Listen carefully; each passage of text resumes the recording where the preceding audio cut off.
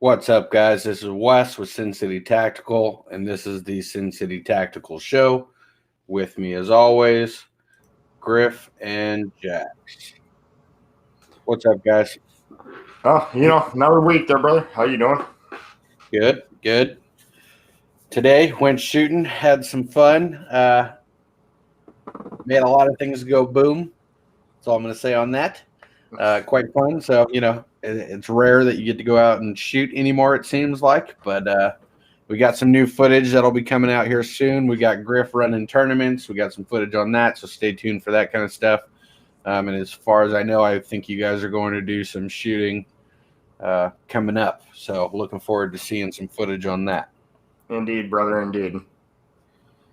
Absolutely. And you guys got anything you want to chit-chat about real quick while I get everything set up on this end? Yeah, obviously, as you can see at the bottom of the screen, the websites are up. We do have our merchandise with the Come and Take It, Molan Lab, the Parabellum, the 3/4 sleeve shirt Griff has on, so go check out some of the new merch that is up there. And I will let Griff go right ahead. Oh, no, I don't have anything. I was just waving off the shirt. Fair enough. But yeah, definitely check that out. I know I myself have the original Minnesota Overlander 3/4 sleeve here at my place, and for a 3/4 sleeve shirt, which I myself have just become accustomed to wearing, they're really comfortable, durable, soft shirts, and for the price you're spending on it, it definitely will last, as well as you're supporting your favorite Pro 2A podcast. So, absolutely. So, looking forward to seeing some footage on that. All right. So, we're going to hop right into the Pro 2A news section.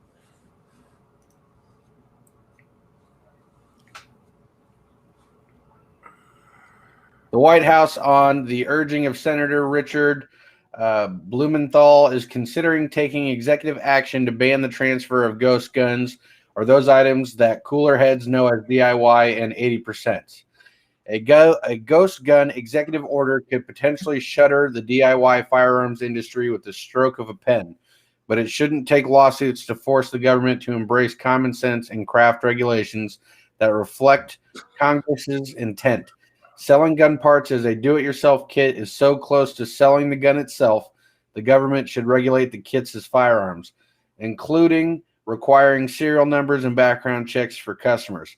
Less likely to happen in these fractious political times is Congress addressing the issue as a part of a package of reforms that would ban assault-style weapons, require universal background checks for every transfer of a firearm, close the Charleston loophole that allows a firearm sale to proceed if the FBI didn't finish a background check within 3 days, and take other common sense steps toward making society safer.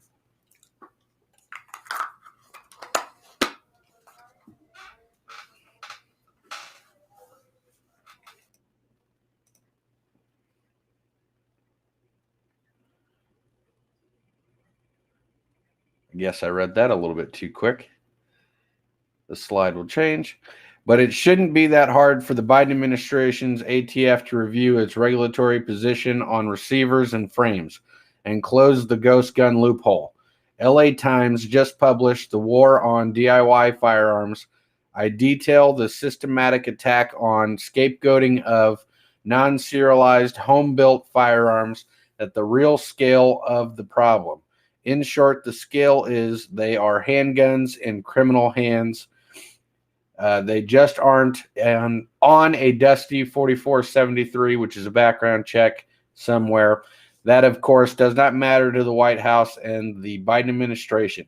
While Biden is making noises that he would prefer Congress to act, gun control groups who backed his win to the White House are calling their check due. The media attacks and noises from gun control groups fueling the controversy of non-serialized DIY firearms make them the logical low-hanging fruit to push executive action against, to please and to appease the displeased, demanding moms and mayors.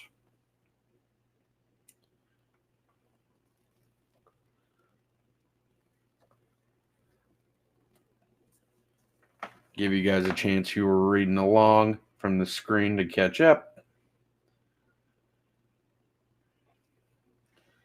And I will say there's a little joke in here. Formerly reporting to the ATF, McMaster Car. They sell aluminum blocks on their website. Of course, this is a joke about McMaster Car. If the ATF is going to be regulating all of these things, then they should go after companies that sell aluminum straight up, because I can turn it into a firearm with the jig and mill it all out myself. Of course, that's a joke, but that's basically the sense of what's happening here. Is they are basically saying that DIY gun kits or 80% that you have to mill out to make a firearm is essentially, it's just a block of aluminum that you have to mill out the rest of the way. In turn, what you're saying is aluminum itself can turn into a firearm, which means we should ban it, is what I'm taking from that. Griff? Well, this whole attack against quote-unquote ghost guns, not only is it an attack of our personal freedoms and liberties, we've always had the capability to lawfully make our own firearms for personal use, but it's a feel-good campaign. If you look at the statistics, I want to say it was like 0.00002%. Don't quote me on this, but it's something incredibly low like that of firearm occurrences, or firearm, what's the word I'm looking for? Felonies, crime. There we go, crimes. Yeah. Firearm crimes were committed with these home-built guns. It's even less than the crime rate committed with AR-15s. It's nothing to feel good. Absolutely. Jax, what about you, Jax? Yeah, the whole 80% aluminum, whether it be,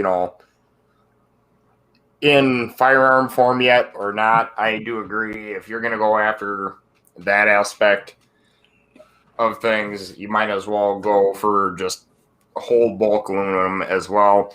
Obviously, most of the Pro 2A community and that knows with just the regular 80% lures for polymer, you get a jig to fix that out and make a gun out of that. So why aren't they going after the polymer stuff too, more so than the aluminum? I mean, matter of fact, as we were talking offline, for instance, this soda can right here is made of aluminum.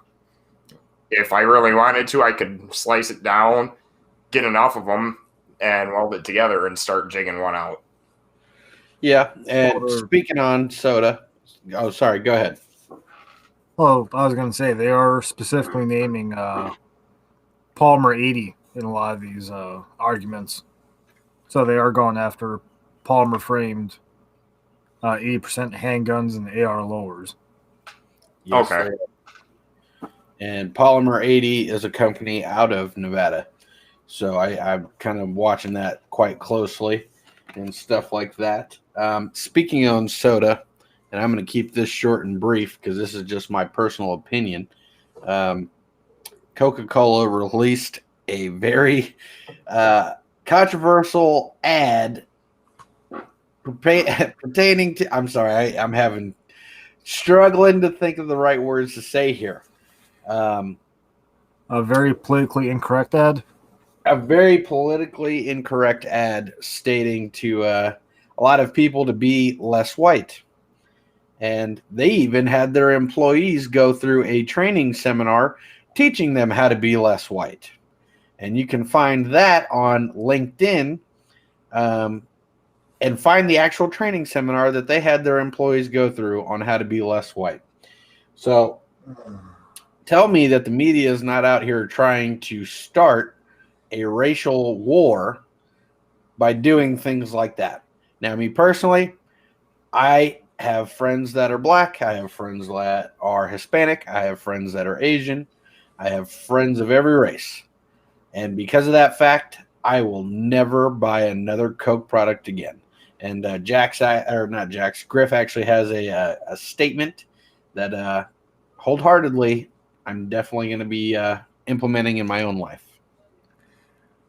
Well, for one thing, I definitely need to go through this training seminar. I'm in desperate need for a good laugh. And this isn't my phrase. I read it on Reddit, I believe, actually. I may not be able to be less white, but I sure as shit can drink less Coke. And I'm sorry, pardon my French. True statements. True statements. I myself kind of want to chime in here quick on this. Mm-hmm. I'm gonna have to look at that seminar too, just for my own personal laugh. But outside of that, when it comes down to being less white, I don't know how you can do it. I might as well just go get a paintbrush and make it the right shade then. Yeah, right.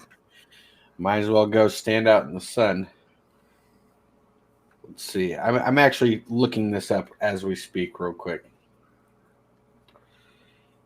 Well, how's about we do that in the background and keep the show rolling? Absolutely. We're going to move into the tactical gear review, and we are going to be kicking it off with Jax. All right. So we're going to play. Well, yeah. We'll play the clip real quick and then get into this week's tactical gear item.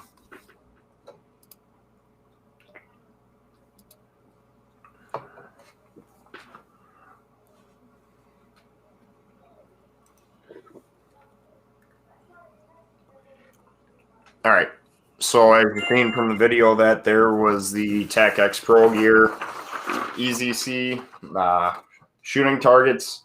Basically, it's a shoot and see target.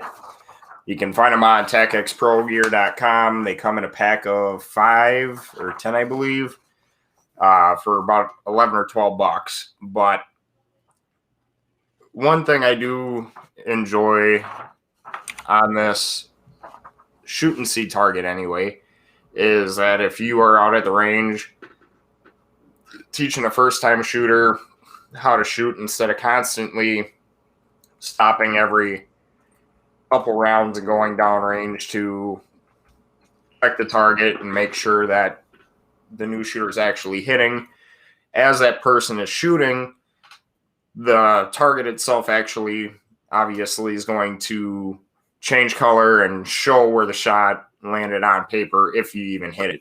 So the advantages to that is you're not constantly having to stop the training to walk down range and look at the target. And, it's kind of a plug and play for a little bit of fun. This particular target obviously has your base center mass target there, 7, 8, 9 point range. You got your silhouette. Got a smaller circular target there, right roughly where the heart would be. You got 2 side targets on either side of the head, and then 1 dead center mass right up there at the top of the head. So you could even make a game out of these targets if you really wanted to, and just kind of run with it. And over time, eventually, you can move them into more elaborate targets like shoot and steal and things like that down the road. But for a good training starter target, this would be something I would use teaching somebody for the first time. Absolutely. This just in, LinkedIn removed the training course due to social media backlash. Darn. Unfortunately. But I do have a clip if you would like to see that. Sure thing. We will do that later on in the video. We are going to move into Griff on his tactical gear review item. All right.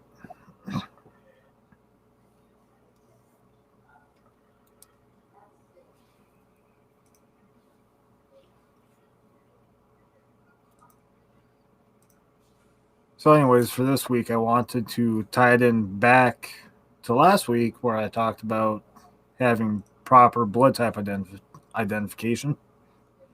For this week, I'll be talking about the 11 Gear crash tag.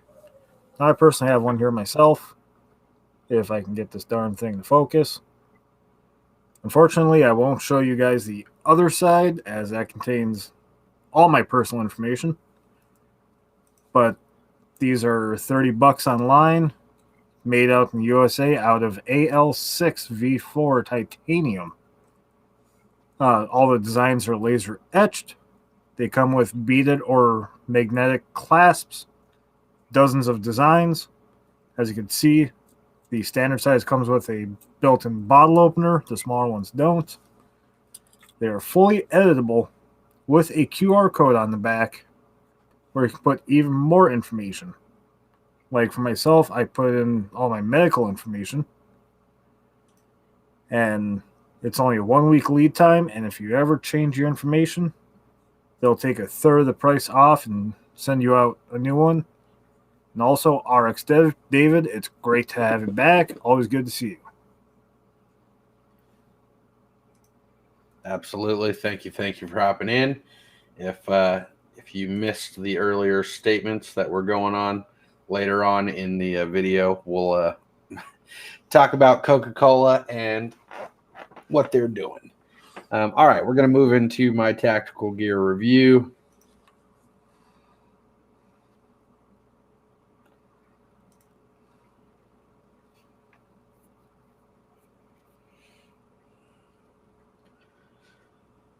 So as you saw there on the screen, we're talking about an armorer's wrench. That's for your AR-15 builders, or if you like modifying your firearms. Definitely a tool that you want to get your hands on. I had a cheap one, and I'm definitely going to be upgrading. That's why I don't physically have one in my hands right now. Not going to talk about how we broke it, but they are definitely good to have. You can put castle nuts on, put on different components of the firearm on it. Thank you, James, for jumping in. Appreciate you hopping in. Armorer's wrenches, good for every single gunsmith's toolbox. Typically, I would recommend to have multiple of them because they have different sizes, different pieces for different size castle nuts, barrel nuts, things like that. You can also use them to tighten on muzzle devices and things like that as well. So they come in handy. Definitely a tool you want to pick up. And then when you're attaching your buffer tube to the back of your rifle, helps line it up, helps secure the castle nut and stuff like that as well. You guys got any armorer's wrenches? Yeah, I have this cheap sheet metal wheeler one. Gets the job done, but there's just not a good way to hold it. I've been looking to upgrade myself. Absolutely. So that's my plan. I'll be upgrading here soon. That was our tactical gear review items. We are going to move into the next one, which is going to be our red button news. And of course, Jax is the one that runs that. Give me 1 second. Before we jump into that again, what's up, RX David? Hey, James, how's it going? And we are going to go ahead here and jump into this week's red button news. So let's get the video clip rolling so you can read along as I read out loud.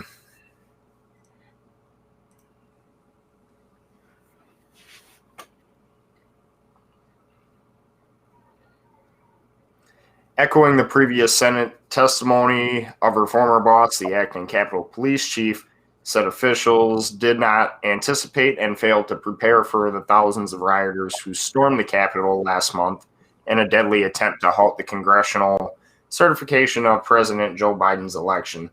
According to an opening statement, Chief Yoganda Pittman is expected to deliver Thursday to a House committee. But Pittman, who was elevated to acting chief following the resignation of Stephen Sund, also is expected to describe problems that go beyond intelligence failures to include striking gaps in basic training, including a lack of clarity for when officers could have used lethal force against the mob. One rider was fatally shot that day by a Capitol police officer when she attempted to climb through a shattered glass door at the Capitol building.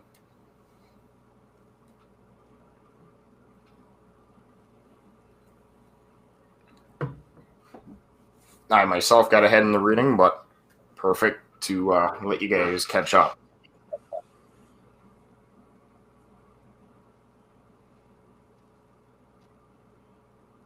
Officers were unsure of when to use lethal force on January 6th, Pittman states. We have provided guidance to officers since January 6th as when to use lethal force, maybe use consonant with the department's existing use of force policy. The acting chief goes further, acknowledging that the strategy for use of non-lethal munitions fell short in the hour-long battle against the mob, according to Pittman's statement. A lockdown of the Capitol also was not properly executed, and she states that officers lacked training for a scenario that included a mass breach of the building. The department recognized that its training largely focuses on keeping unauthorized persons out of the buildings on the Capitol's complex and not scenarios in which a building has been breached. Pittman says in testimony before a joint Senate investigation committee, Sun confirmed that officers lack such training.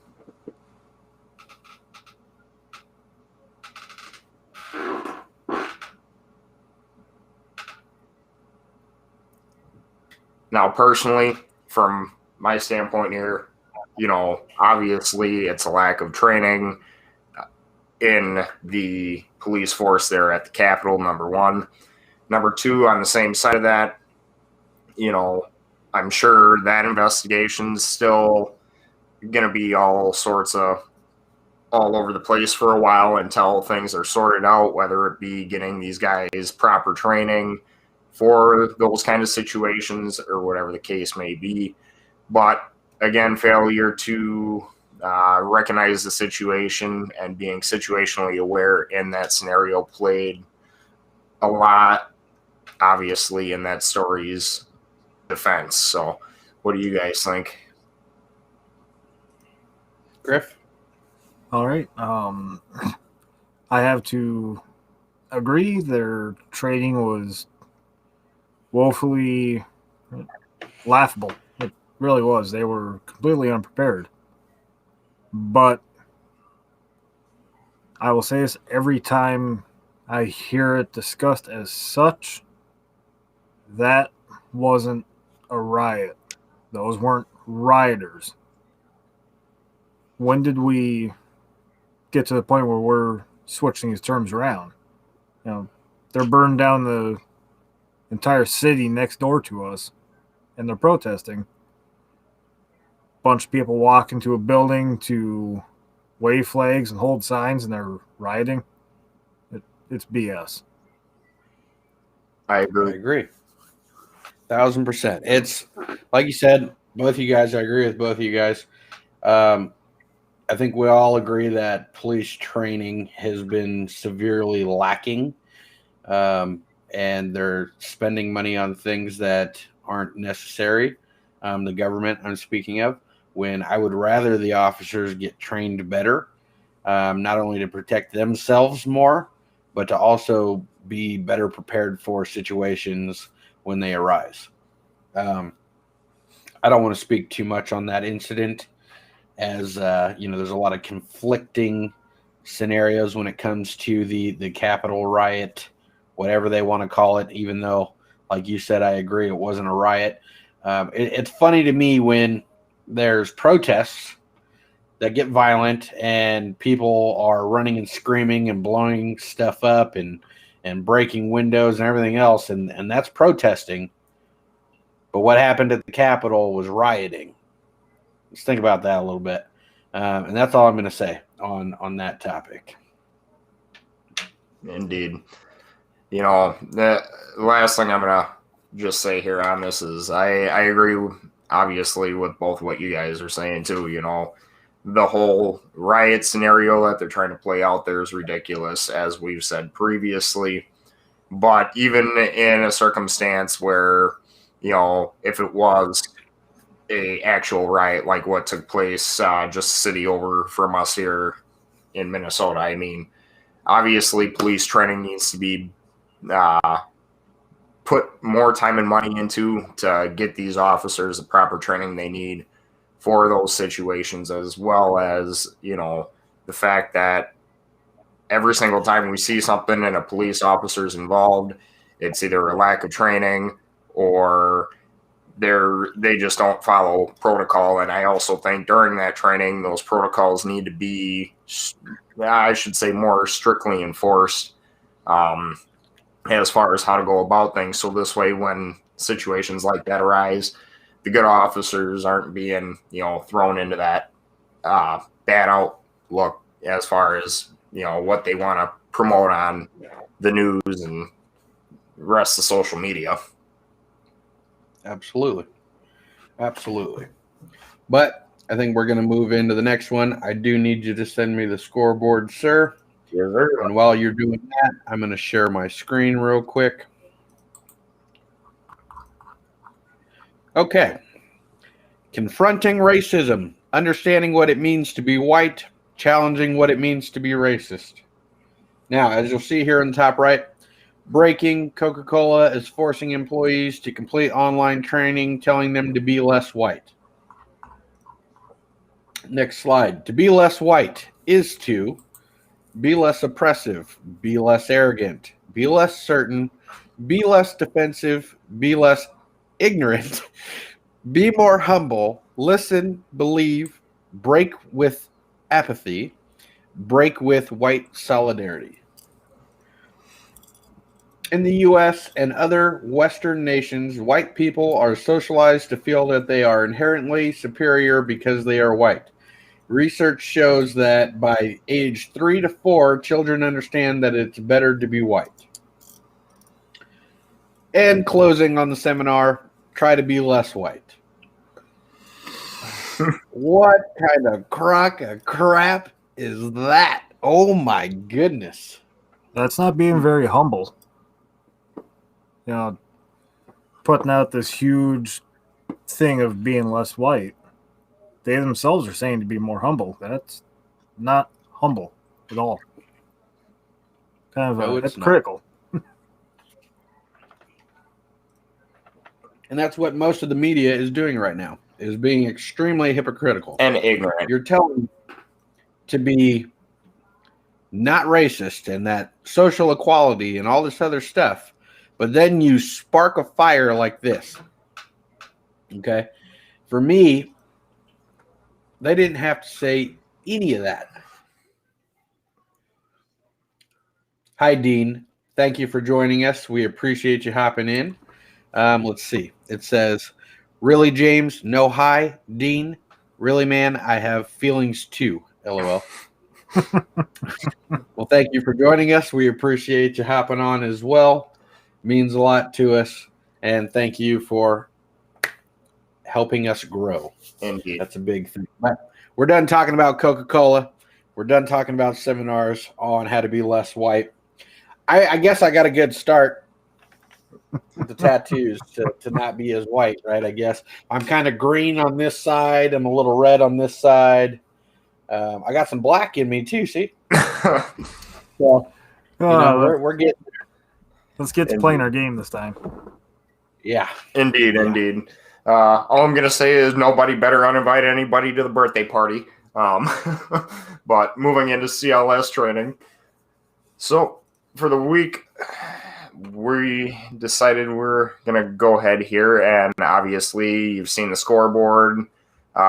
We went ahead and took a couple people off as of right now. However, Wes, this week you're going to have the first question, and it comes from section 4.7 alpha. Place a wad of padding on top of the dressing and directly over the wound. The wad can be made from a folded muslin bandage, cravat from an aid bag, a rag, or material torn from clothing, or other material that can be folded several times. Now, your question, the wad of material that is part of an improvised pressure dressing is placed alpha 2 to 4 inches above, proximal to the original dressing. Bravo, on top of the original dressing over the wound, or Charlie, 2 to 4 inches below, distal to the original dressing. Bravo. because I want to stop the bleed where it's at. So I'm going to wad my bandage up on top of the original bandage. If not, replace the original bandage with the wad. Roger. Final answer? Yep. You would be correct. The correct answer for that one is Bravo. Hell yeah. All right.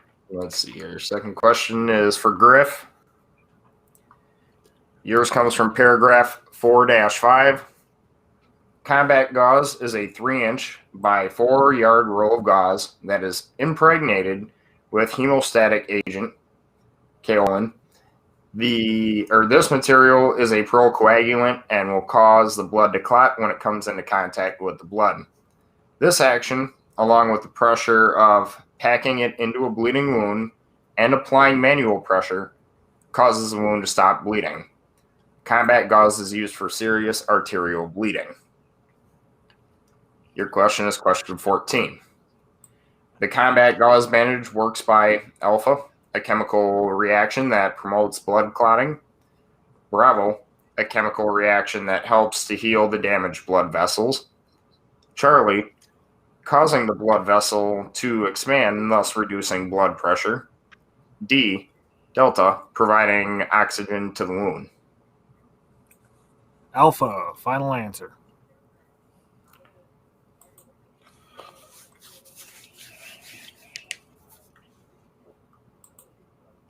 And you would be correct. The answer was Alpha. Great. He got a trophy again. All right. This one is for RX David. Comes from paragraph 4-9.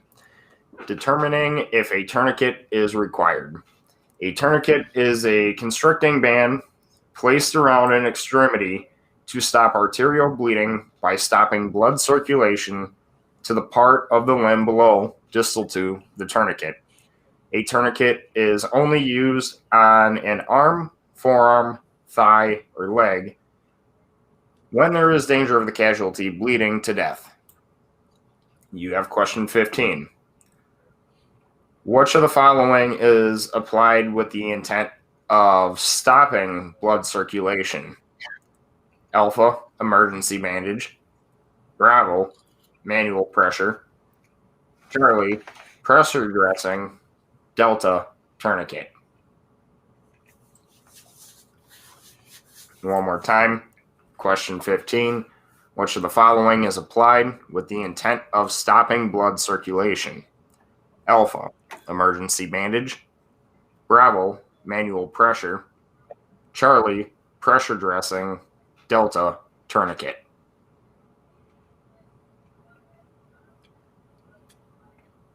That's an easy one. Yeah. He said Delta. Yep. All right.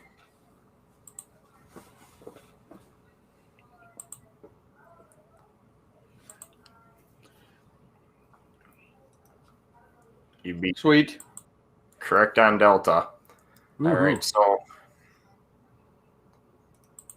that was kind of a shortened version for this week's show to go ahead and keep the ball rolling. However, obviously, as we've said in previous shows, it's going to go on through the end of this season, and next season we're going to start a new competition for CLS, but the winner, whether it is between Wes or Griff, the loser has to do something that the winner decides to do or have them do.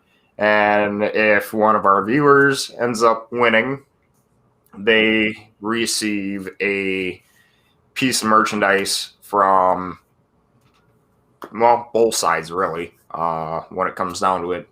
I know we had an agreement on sending something out, whether it be a T-shirt or a beanie hat or something like that. So, Absolutely.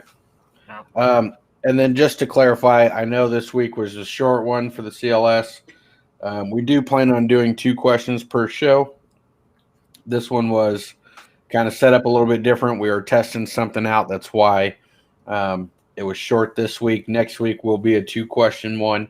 I think that went a lot smoother. Definitely happy with the way the CLS went this week. Indeed. Definitely. We'll implement this going into the next one, and depending on how it goes, we'll keep running everything that way. So we are going to move into the shout outs and sponsors segment. As you can see over here, I have my Tac Pack Nalgene style bottle. Use it all the time. It's got a good water seal on it. Nice hard plastic bottle. Isn't very brittle, so it's pretty durable. It flexes. If you squeeze it real hard, it'll flex without cracking. So Tac Pack, they're a monthly subscription service where they will send you tactical gear items once a month. Costs about $55 after shipping and handling. And recently we've been getting some pretty cool stuff. Griff, do you have your Tac Pack anywhere near you? Unfortunately, I do not. No. Okay, well, I'll just explain what came in this one. We got another SOG knife. We got a pair of mechanics gloves, which is pretty awesome. Man, what else came in there? There was a code for like 3 or 4 different survival books or ebooks. Yeah, some ebooks. So that's awesome. Some survival books and some other miscellaneous items, which you guys should get a Tac Pack so you can find out for yourself. Use our code SC Tactical to get a free mystery grab bag. And excuse me there, Wes. The last item was a universal handgun magazine holster. That's right. That's right. So check them out. The other sponsor I want to shout out is Wendy from Sight Shooter. She's a personal firearms instructor out here in Las Vegas. You can look her up at sightshooter.com. She's running a bunch of classes, how not to be a victim, basics in firearms, basics in handguns. She also teaches an RSO class or a range safety officer class. So check her out. Tell her that Wes over at Sincity Tactical sent you, or Jackson Griff from the Minnesota division. So check that out. And that's all I got for the shout-outs. You want to go first, Wes, or Griff? No, go ahead. I'll finish it off. All right. So this week's shout-outs, I got B&E Music, as always, Minnesota, smaller music label. Very close friend of mine is one of the main producers there for local music. They do have really good quality stuff, so check them out as well on YouTube. Secondly, I want to go ahead and shout out Tacx Pro Gear, which you can see the American flag cleaning mat up behind me, plus some of the other gear that I've shown and tactical gear items in recent weeks, as well as tonight's shoot and see target. Use our code Overlander25 to go ahead and get 15% off your purchases at National Concealed Carry Association.com and 25% off your gear purchase at Tacx Pro Gear. Thirdly, I want to go ahead and just kind of shout out the Minnesota division side of the Patreon.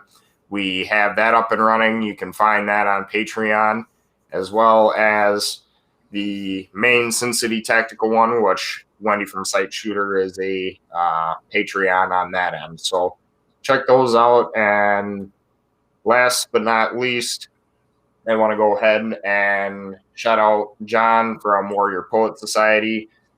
Just kind of the whole Pro 2A community thing.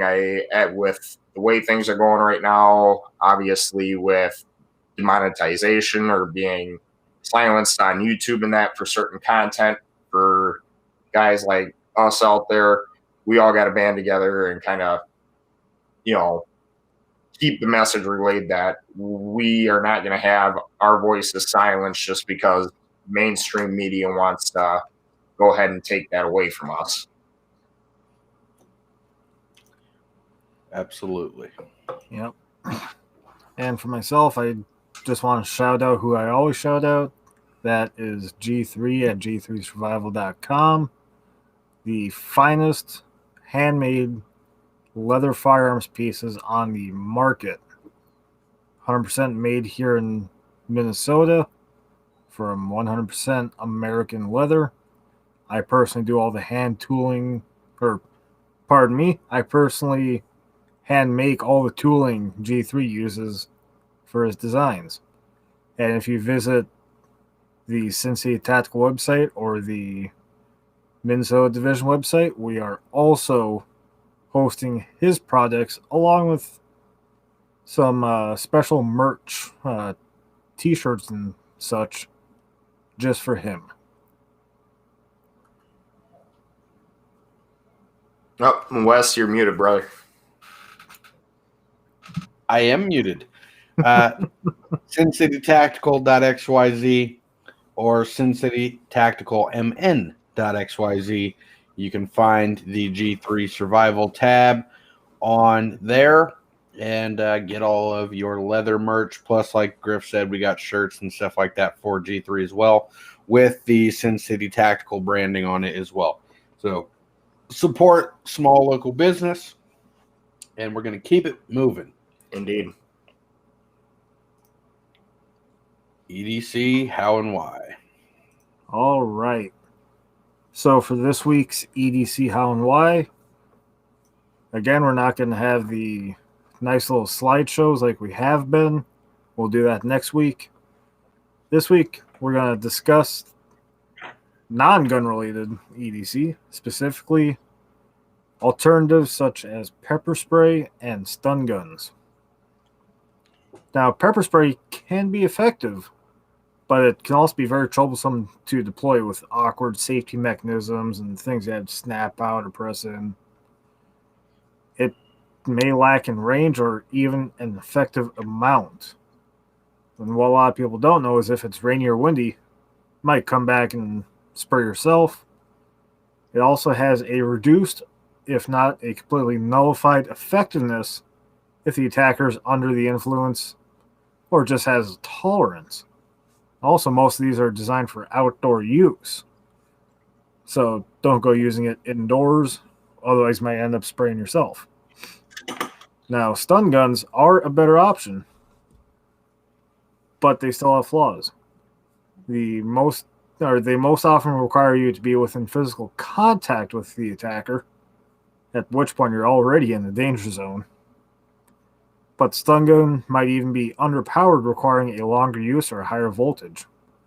Also, thick clothing could impede the stun gun. Also, laws on carrying and using both can be confusing, so one has to study up on them. I know, like I was just talking with my mother today. She works in a courthouse and carries pepper spray. Unfortunately, because she works at a courthouse, she can't conceal carry her firearm or even bring a stun gun on the premises. So it gets really murky. What do you guys think? Yeah, Well, for me, I do think obviously there's other EDC defense items out there in the aspect of pepper spray and stun gun.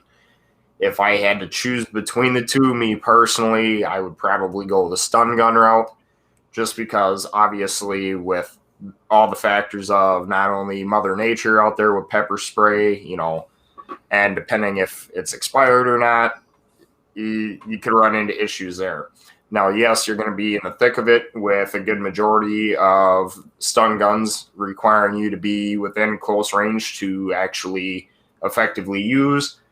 But at the end of the day, if you're in the thick of it and that's all you have on you, I mean, I would rather have that than nothing. So I guess the ups and downs of it is, do I want to have to be in the thick of it and have to recharge the thing? Or do I want to risk the pepper spray not being effective or accidentally discharging it at myself via the wind blowback in unideal weather conditions? So some pros and cons there to weigh out, but I think if I had to choose between the two, I'd go stun gun. What about you, Wes? I'm going opposite.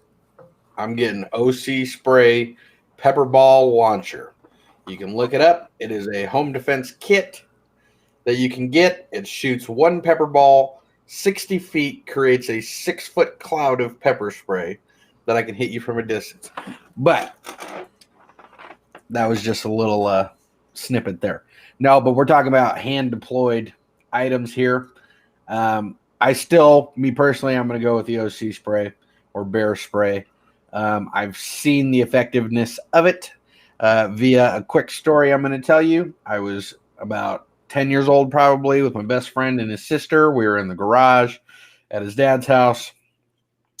And I happened to see this black bottle, thought it was air freshener. So I grabbed it and I dispersed the contents of the bottle inside of a closed garage. And it literally burned really bad, had to milk the eyes and do a bunch of other stuff. Me and my buddy took off running out of the garage. His sister fell to the floor. And we forgot that she didn't make it out with us. So she was in there for maybe 2-3 minutes while we're trying to get the shit off of us, excuse my language. And had to go back in and get her. So I got second dose of it. And at that point, I'd rather immobilize myself and the attacker in the event that I'm in that situation than potentially try to stun them, which, like you said, if you have clothing that is really thick or something like that on it, you may not be effective. And for a smaller person or a petite woman, I feel that pepper spray would be a better option because if anything, you can spray it in their face and run. Stun gun, you might zap yourself and create a situation where you're now on the ground and it may not be effective. The pepper spray for me is just the better choice. Right. And I do have my own short little story through various non-illegal. I do want to emphasize this. No crimes were being committed. I have experienced the end of both a stun gun and pepper spray. And if we were talking in a perfect world, in perfect circumstances, I would choose the stun gun. But I do have to side with Wes. I would prefer the pepper spray, being that just statistically, in my opinion, it is more effective on a use-by-use basis. Yeah, and my statistics on that too, and I didn't say this in my part, but I'll keep it short. Mm-hmm. The stun gun may not work against something that's thick and close, but if I spray your thick clothes with that pepper spray, you're going to get it. You're going to get it. And like I said, when I sprayed it in the garage, it wasn't at me. It wasn't at them. It was in a direction away from us, no wind, and almost instantly filled the whole garage and took all of us out. Yeah. I mean, I guess from your guys' aspect, I could see that. I just, having to be the devil's advocate on this, I'm kind of going to stick with my first choice. Right. But here's the ironic part to that. I personally carry a stunning flashlight in my go bag, and I don't own pepper spray. So I guess, I'm speaking from a hypocritical standpoint at the moment, but logic speaking, I feel like the pepper spray would be a better option. I kind of bought the stun gun more as a toy than, or the stunning flashlight more as a toy than a defense thing, because clearly, as the audience knows, I carry guns. So obviously the stun gun's not my first choice. I like when I'm walking into a quiet room and I've got a buddy who's not paying attention, walking up behind him and zapping it. Not zapping them, but just walking up behind him and going behind him and making them jump. That makes me laugh. So, that's my purpose for having one. But no, I personally don't own pepper spray. It is something that I probably should get and keep in my bag because it is effective against animals too. Take that into account. Dogs, bears, something. They call it bear spray for a reason. You know what I mean? Like if I could carry it and it can immobilize something without being lethal, that's another route you have. Indeed. All right. What we have next, guys? Well, we only got one thing left, and that's the patriotic message. All right. So for this week's patriotic message, we have quite the lengthy one here. And again, this one is by Teddy Roosevelt. Patriotism means to stand by the country. It does not mean to stand by the president or any other public official, save exactly to the degree in which he himself stands by the country. It is patriotic to support him insofar as he effectively serves the country. It is unpatriotic not to oppose him to the exact extent that by inefficiency or otherwise he fails in his duty to stand by the country. In either event, it is unpatriotic not to tell the truth, whether about the president or anyone else. Read by the Bull Moose himself. Awesome. Thank you very much for that patriotic message. Indeed. And to everybody out there that's watching, once again, thank you very much for joining us every single week. We love having you guys repeat and coming back and interacting with us. Keep helping us grow on this journey. And we're going to wrap this up. In the words of Reno May, stay safe, stay dangerous. Peace out. Till next.